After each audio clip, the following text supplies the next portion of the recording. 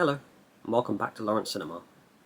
I wanted to start this year off with a video looking back at my past year of film watching and give you all a heads up of the exciting things to come from Lawrence Cinema in 2025. This past year sure has been an interesting one. I was pleased to see a bit more of an audience for my work on the back of my 4-part Ken Russell series.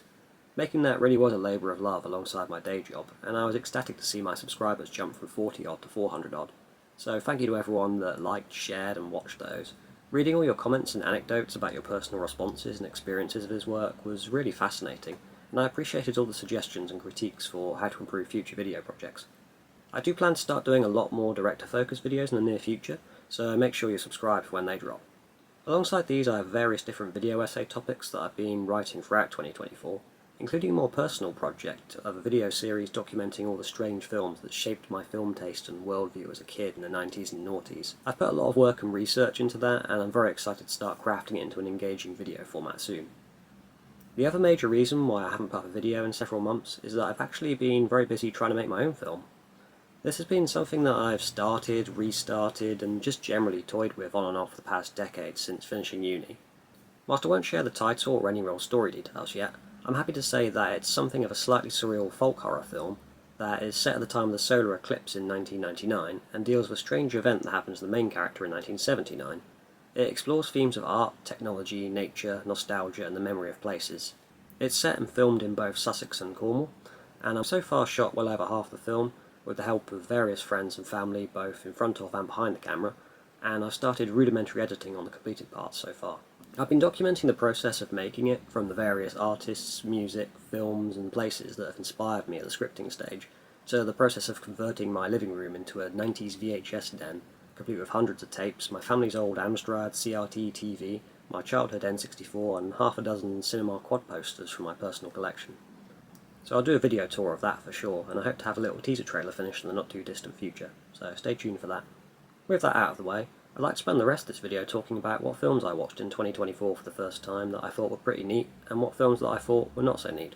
So, without further ado.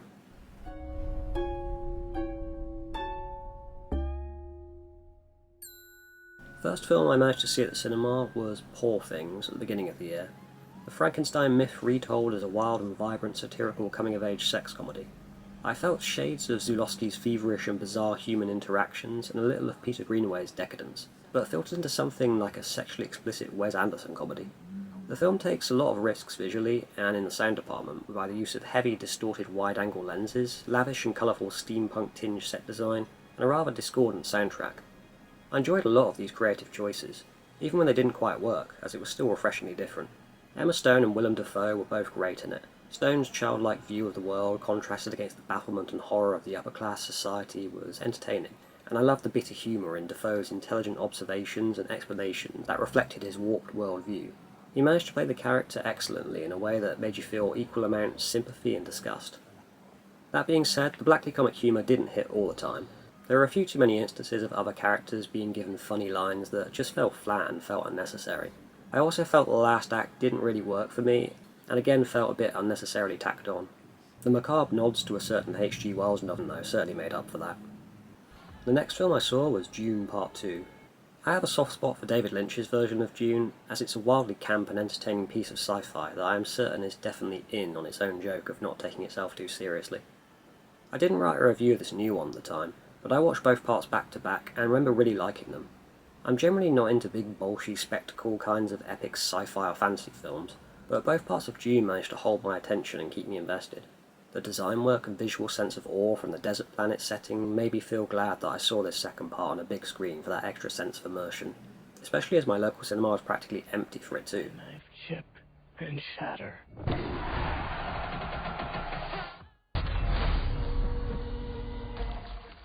Third film I saw was Alien Romulus. With Alien being one of my personal favourite films of all time, curiosity will of course get the better of me when a new one comes along. I saw this on day one and managed to get a video review up of it the same night, which I was pretty chuffed about. So if you want to know my full thoughts on this one, then show that video some love, so it can stop languishing in the dead space of the YouTube algorithm with only 40 odd views. Run.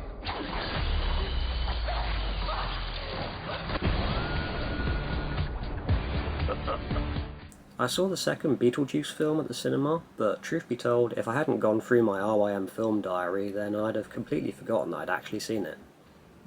It wasn't a bad film per se, but it wasn't great enough to leave that much of an impression on me either. It felt like a bunch of skits cobbled together with a loose plot thread. Some skits were good, others were undercooked. It was nice to see Michael Keaton having a bit more screen time, and I enjoyed Willem Dafoe's character also. People always ask for something new. It's inevitable. At 50, well, it stops. The last film I saw in 2024 at the cinema was The Substance. The hype around The Substance, coupled with phrases like grotesque Cronenbergian body horror being thrown about, was of course enough to get my attention. Whilst it was a little too long, with a few too many unnecessary and repetitive flashbacks, and perhaps a little too on the nose with some of its satire at times, I otherwise thoroughly enjoyed it. The cinematography, sound design and overall concept were all very playful and inventive, and the director has a clear love for the golden age of practical effects-laden body horror and splatter cinema. Seeing nods to films like Reanimator, Braindead, Carrie, The Shining, Altered States, and of course David Cronenberg's remake of The Fly, kept bringing a sly smile to my face in the cinema. I was also reminded a little of David Cronenberg's underrated Hollywood satire Maps to the Stars, with which this film shared a few thematic links. I'm always pleasantly surprised when a film like this comes along and injects a fresh and fun spin on an otherwise done-to-death subject like a satire of how warped and vapid Hollywood is, and manages to survive falling into the trap of becoming an overly loathsome lecture. A lot of people say that they loved this up until the final 20 minutes. For me, I very much liked it up until that point, but the final 20 minutes was what made me love it. Demi Moore is on fine form here, in a bold and audacious role that will go down as a career highlight for sure. And Margaret Qualley, who did an excellent job in the utterly brilliant series The Leftovers, is on absolute fire here too. I'm certainly glad I didn't sleep on this one. It's not working! Would you like to stop? Would you like to stop? Would you like to stop? Would you like to stop? I'm fine. As well as those five, I did manage to catch a few other newer films as well at home, including Starve Acre. I'm a sucker for a new British folk horror film, and was disappointed that no cinemas near me were showing Starve Acre, but thankfully the BFI was swift to get it out on Blu-ray. Set in the Yorkshire Dales in the 1970s, it stars Matt Smith and Morpeth Clark as a couple making a new life for themselves in the country with their troubled young son. Like all good folk horrors, it deals with the innate creepiness of living in an isolated rural setting that holds its own earthy secrets.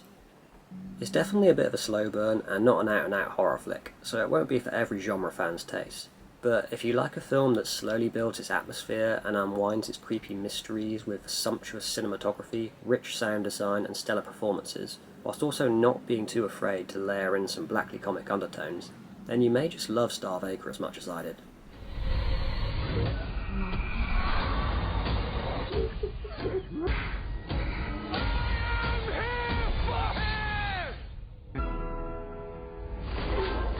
Of strange things happen in this place. I just hope he stays safe.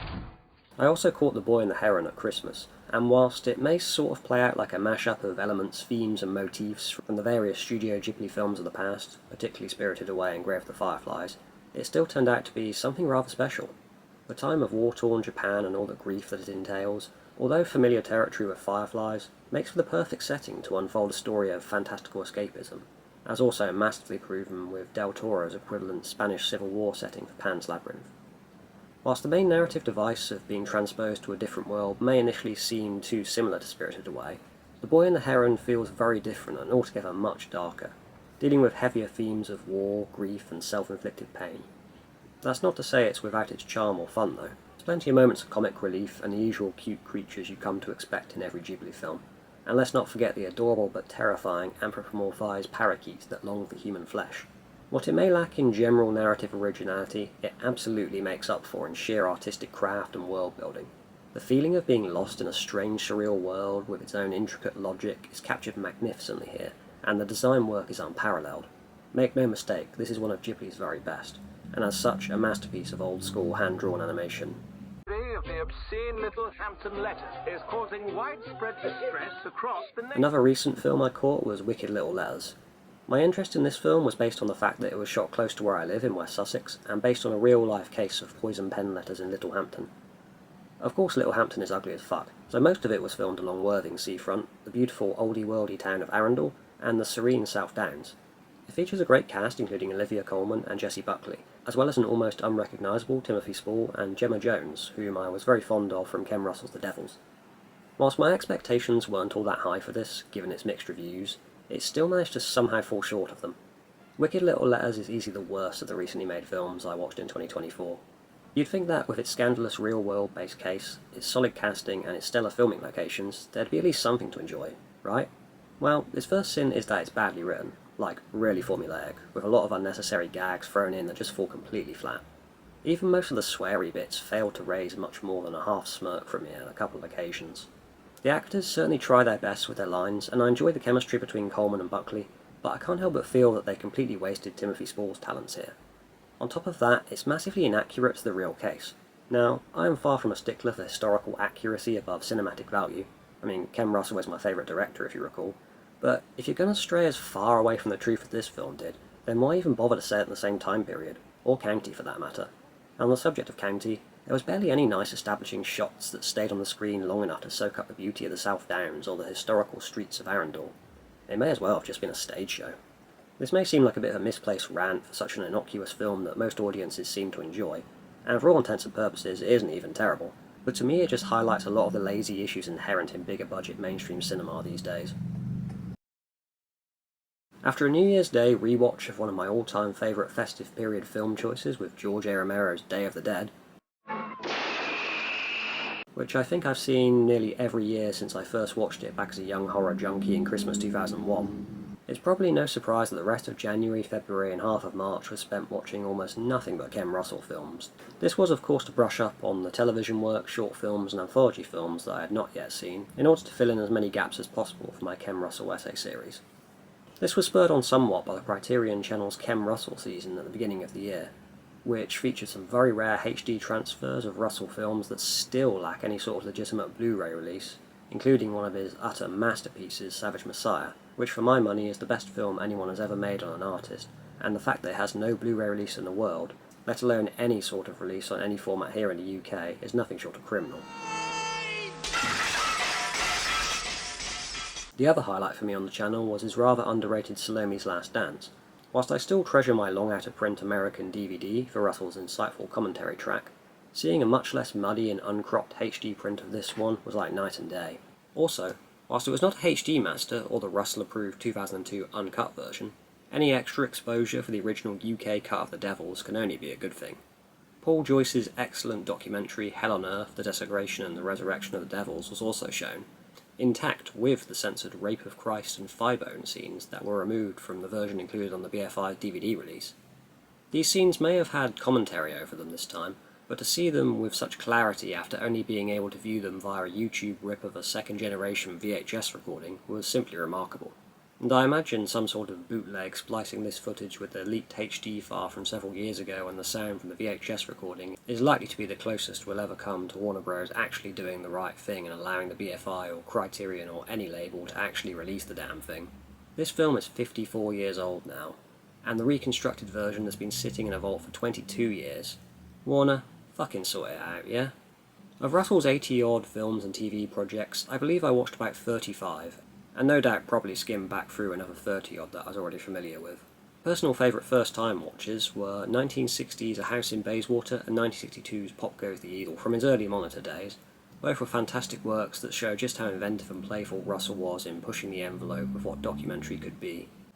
I also loved seeing 1966's Don't Shoot the Composer, which has the rare distinction of being one of the only Russell documentaries about a contemporary living composer. It's charming, inventive and beautifully constructed, and it's a crying shame that this had been near impossible to watch until some kind soul uploaded it on the internet recently. The same can be said for Russell's rare two-part television film on Coleridge and Wordsworth, Clouds of Glory. Whilst I was lucky enough to see it in 16mm at the BFI in 2023, it's great that more people can finally see it now for the first time in over 45 years thanks to another YouTube uploader. It's still no substitute for a proper Blu-ray or even DVD release, but at this stage you gotta take what you can get.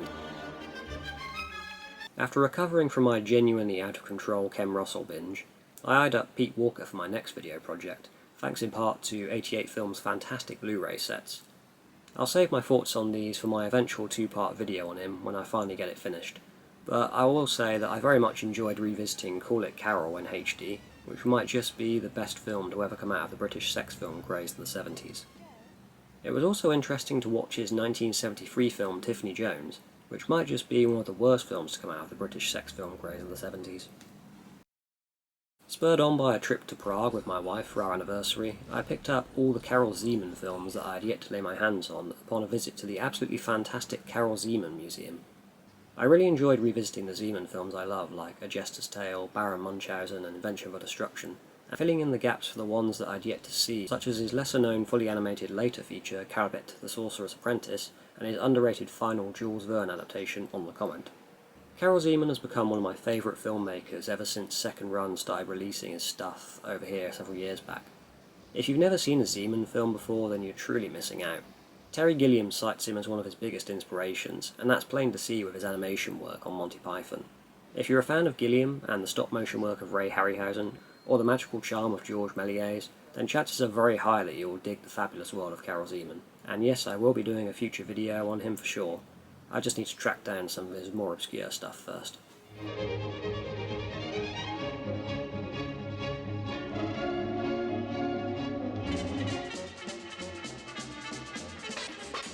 Whilst on a bit of a Czech kick, me and the wife watched numerous episodes of Krtek the Mole, which was ridiculously endearing, and the stop-motion animated Pat and Matt, which came across like Wallace and Gromit, only with two clueless but well-meaning lads that lived together.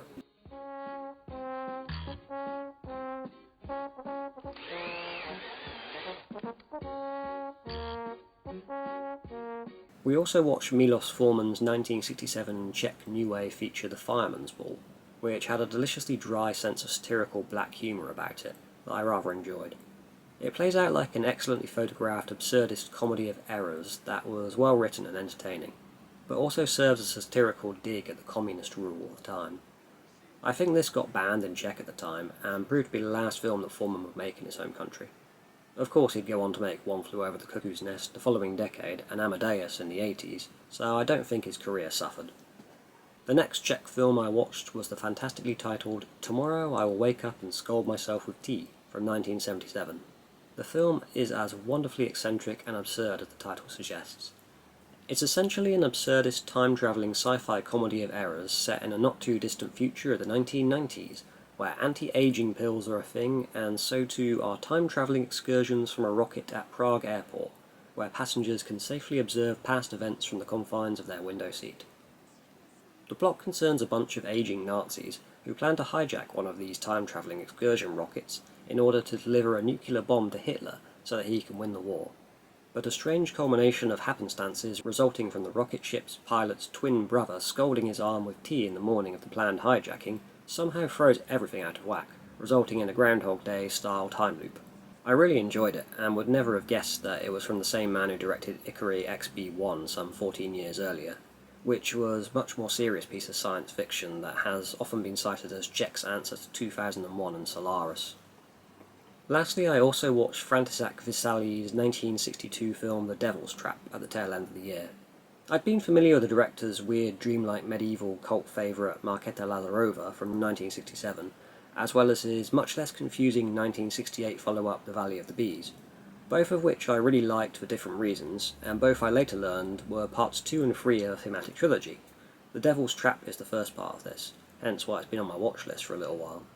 Truth be told, I was watching this very late and found myself drifting off to a Cointreau-induced sleep numerous times, so I couldn't give you an honest account of the plot.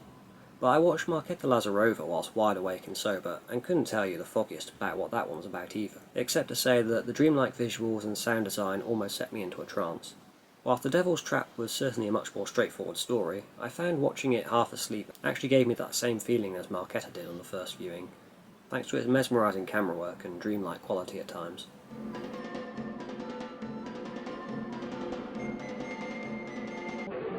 In previous years, Japanese cinema has made up one of the largest majorities of my viewing curriculum. For whatever reason, I only saw a total of 4 Japanese films in 2024. As well as the aforementioned Studio Ghibli film, I rewatched Akira Kurosawa's humanist masterpiece Ikiru for my birthday, courtesy of the BFI's astonishing new Blu-ray release. It also reminded me that I really need to start compiling my thoughts on Kurosawa's 30-strong filmography for a future video. Well, that is, after I've finally gotten around to watching The Idiot. Of the other two first-time watches, one was 1968's I, the Executioner, an astonishing and gripping blend of psychological serial killer thriller, melodrama and neo-noir police procedural that begins with a startlingly graphic depiction of sexualized violence that catches you off guard before shifting gears to constantly subvert your expectations. I was stunned by the end of it and surprised that it has never had wider recognition. I'd never heard of the director Tai Kato before this either, despite having watched hundreds of Japanese films over the years.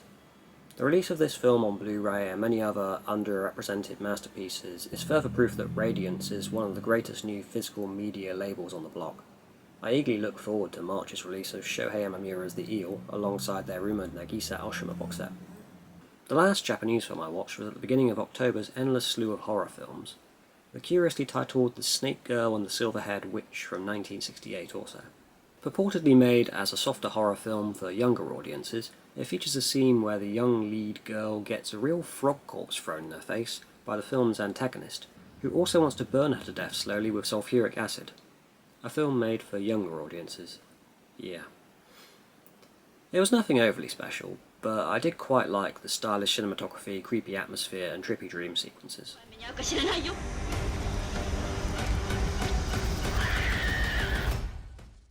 With a few exceptions, the rest of my 2024 film diary was either horror or weird 70s stuff. This video is no doubt running far too long by this point, so I'll keep this section super brief. First there's the folk horror adjacent stuff. I started with a couple more films from Severin's fantastic All the Haunts Be Ours box set, including 1991's Canadian oddity Clear Cut. Whilst it was certainly a stretch to call this one folk horror, it was still a brilliant inclusion to the set. A tight, taut and engaging revenge drama concerning a lawyer working for an indigenous tribe whose land is falling foul to a greedy logging company. When the lawyer is blowing off some steam by jokingly suggesting that they kidnap the head of the logging company and torture him, he doesn't quite expect an unhinged Graham Greene to put this plan into action. What's coming next? You see? He's out there! The dream will end.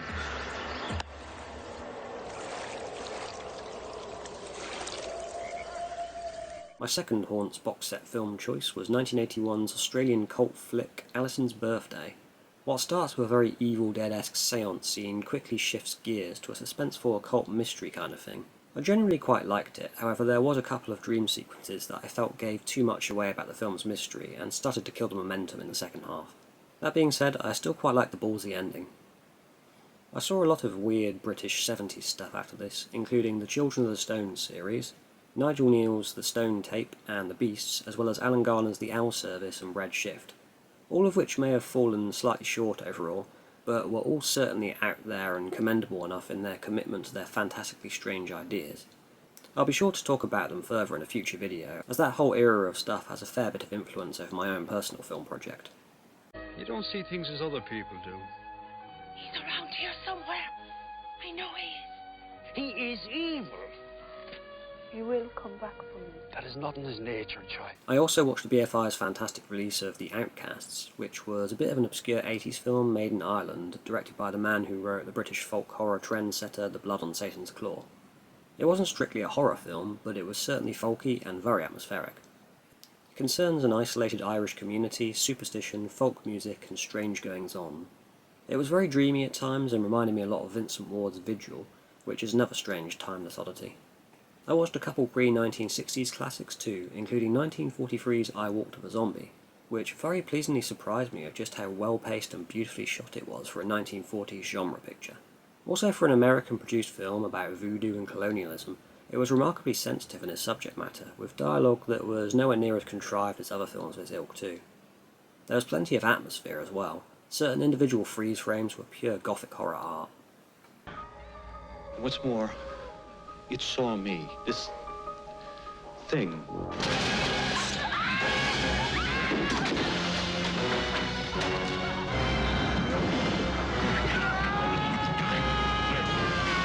I rewatched Rawhead Rex, which people seem to either love or hate. Personally, I adore it.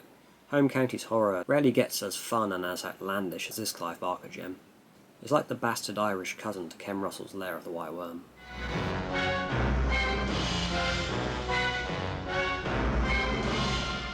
Rawhead Rex. On the subject of Clive Barker, I also finally watched Lord of Illusions, which was an absolute mess, to be honest. A 2-hour blend of Southern Gothica, urban noir, mystery, and occult horror which tries a lot of different things but doesn't really excel at any of them. Some moments were neat, with some pleasingly gory set pieces and quirky effects, whilst other moments were so hokey that I thought it had intentionally slipped into some sort of parody of the male hero fantasy. I don't know why. I've heard a name. Somebody they talk about in whispers. Who? Nix. And what must be feared? Nix is dead and buried. What the hell is wrong with you people? Haven't you seen enough to know that doesn't matter? The riots began because the stores could not meet the demands of Sutter Kane's novel, In the Mouth of Madness. As it got closer to Halloween, I decided it was time for some John Carpenter as well, so I slapped on his 1994 film In the Mouth of Madness, one of the few from his classic era that I had yet to see. It was one of his wackiest and most fun offerings that brilliantly blended apocalyptic horror, surreal fantasy, satire and body horror into one creepy, funny and thoroughly entertaining package, with a fantastic central performance from Sam Neill, who seemed to be having a whale of a time with the outlandish material. Book will drive people crazy. Let's hope so. The movie comes out next month.